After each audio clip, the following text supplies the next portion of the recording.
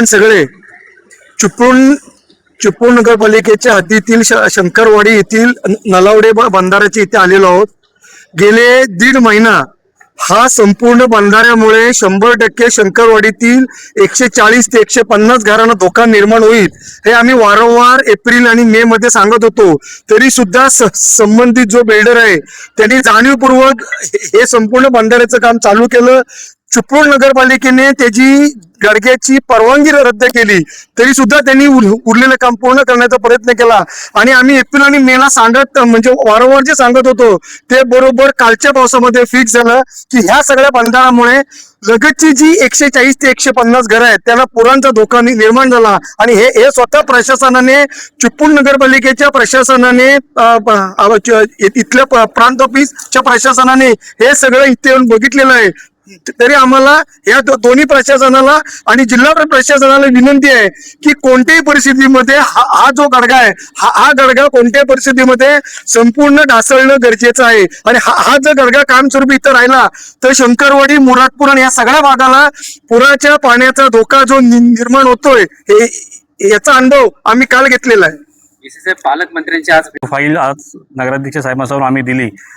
जसं पालकमंत्र्यांनी सुद्धा ह्याच्यावर आम्ही बघून विचार करून आम्ही सांगतो असं सांगितलंय. कालच आम्ही आमचे सन्माननीय विधान परिषदेचे आमदार जटासाहेब जे आता पावसाळी अधिवेशनामध्ये आहेत त्यांच्याजवळ इथले जे काय आपल्याकडे परवा पाणी भरलं होतं पाण्याचे व्हिडिओ, त्या लोकांची जी बोलण्याची परिस्थिती सगळ्या आम्ही त्यांना पाठवलेला आहे.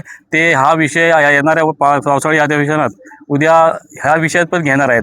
आपण सगळे पाहताय की ह्यामुळे काल जवळजवळ पावसाच्या थोडक्यात जर संध्याकाळी पाऊस थांबला नसता तर जवळजवळ शंकरवाडीच्या सगळ्याच घरात ते पाणी घुसलं असतं.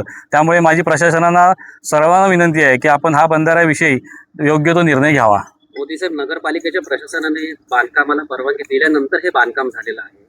ते प्रशासनाची फार मोठी चूक आहे असं वाटत नाही आणि त्या अधिकाऱ्यांवर कारवाई करण्याची मागणी आपण करणार आहात.